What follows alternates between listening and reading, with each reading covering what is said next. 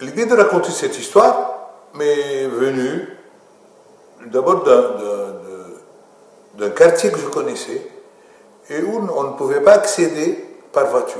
Il y avait des escaliers. Je me suis dit, comment les gens se débrouillent? Rien que des escaliers et sur une grande distance, sur une grande dimension. Je me suis dit, je vais raconter l'histoire de ce quartier à escalier. En face de ce quartier plutôt misérable, il y avait une citadelle croisée, ancienne, debout depuis un siècle, et puis vide. Avec ce quartier-là, le quartier américain, populeux, misérable, avec des matériaux de construction les plus périmés. Voilà, c'est comme ça qu'a germé l'idée du roman. Et en face, de l'autre côté de la ville, j'avais en tête un monsieur, un jeune homme, qui s'enfermait chez lui souvent à écouter des opéras, ce qui faisait jaser les voisins. Qu'est-ce qu'il est en train de crier celui-là à l'intérieur de la maison? Ben voilà, j'ai voulu réunir tout ça, les différentes facettes d'une ville. C'était ça mon roman.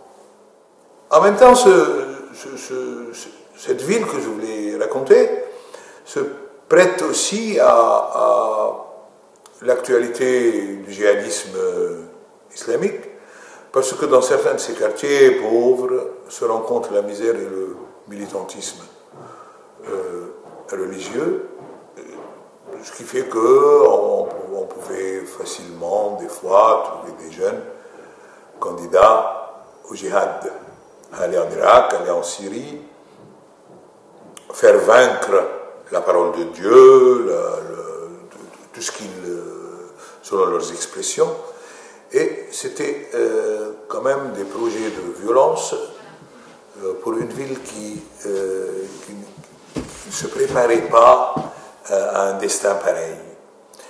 Et ben voilà, ce quartier américain rejoint des espaces repérables actuellement un peu partout dans le monde, où il y a cet islamisme et cette pauvreté.